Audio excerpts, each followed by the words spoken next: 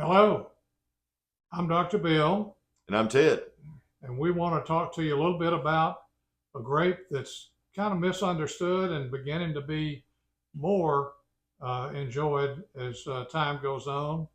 It's called Pinot Noir, and it's a grape that came pretty much from the Romans from Italy as they carried the wines and then their grapes into France in the many years ago. And now we see it planted in certain areas around the world. Ted, you've kind of got some ideas about the grape and where it comes from and what's going on with it.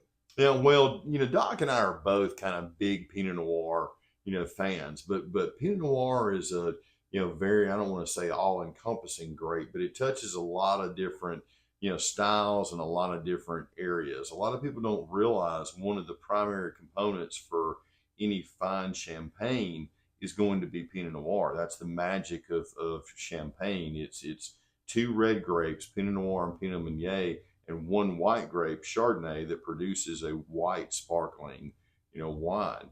But Pinot Noir has been through a little bit of an evolution over the last, few years. Doc, you want to talk on the traditional Burgundian style of Pinot Noir? Yeah, I'm happy to because it has been a very difficult grape to grow, and actually there are many years uh, that due to weather changes and so forth, that even the crops are not even harvested because of the rains and the delicacy of the grape.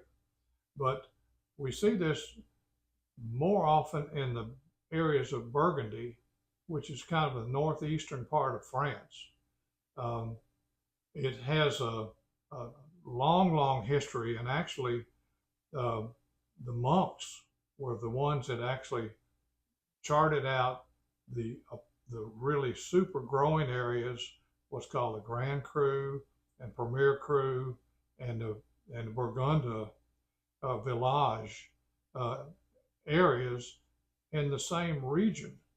Um, so there's a tremendous history, and very little of that has changed, or from which is variation. The wines had such a great but specific following that people then started to say, well, can't we maybe grow it in California?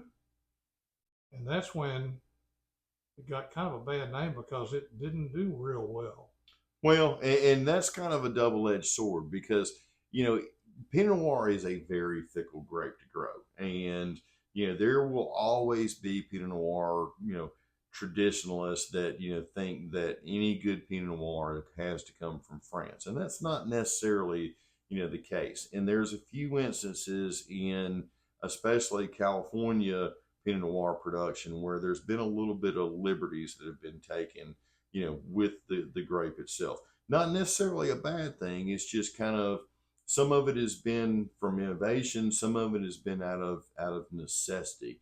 But typically, your best Pinot Noirs on a domestic front come from cooler climate areas like Oregon and the Willamette Valley or Willamette Valley, however you choose to say it in there and stuff, tomato. But that is Oregon is a great, what we call AVA, American Vitriol, of course. I mean, American Vitriol, you uh, area that produces great Pinot Noir because it is a little cooler, and typically Pinot Noir doesn't like heat, but also because of higher heat levels and things like that in areas like California, you've had the birth of what they call the Central Coast Pinot Noir, which is typically your bigger cherry pie type of Pinot Noir. Pinot Noir should always have a little bit of cherry up front, typically in the Burgundian style, a little bit of earthiness of portobello mushroom, through the middle, and finish relatively dry on the back end. The Central Coast style of Pinot Noir is basically like you're eating a big old piece of cherry pie. So, Well, and the interesting thing about it is when we've seen the two different styles in the old world and the new world, now we're beginning to see some of the old world style, such as from the New St. George and other areas, winemakers have been brought into California and Oregon to make these wines more Burgundian. Mm-hmm. And in addition, some of the Central Coast, as well as the Sonoma Coast and Central Coast, like me in Santa Barbara, are beginning to make some more Burgundian wines, which have a lot of attraction, which initially it didn't hold such a attraction for more serious dry wine drinkers. But ultimately, at the end of the day, it's about what sells. And, if you like one style of Pinot Noir over the other, that doesn't necessarily mean you're wrong. It just means that you like a different style. And we've touched on this, with some other grape varieties, like, say, for instance, Sauvignon Blanc. There's a huge difference between what you get in a, California Sauvignon Blanc versus, say, a New Zealand Sauvignon Blanc. And that's kind of a lot of what we're talking about, here today. A Central Coast Pinot Noir, from California is not going to taste anything like, what you're going to get, from a true French Burgundian style, Pinot Noir. But that's okay. That's just a different way of cooking up the same dish. But, it's just in the form of a wine. And like I said, some of that is innovation. Some of that is out of necessity. So try the two different styles. See which one is what's your preference. What may be your preference today may not be your preference tomorrow. So try them out. When I was there fairly recently and talking to a winemaker, I'm kind of made the, I guess the tourista question is, well, how long have you been doing this? All his life. It says, plus being 12th generation. Yeah. So a lot of these changes, however, have been necessitated because of the demand for better and higher quality and less quantity. So we're beginning to see a little bit of those styles coming closer together.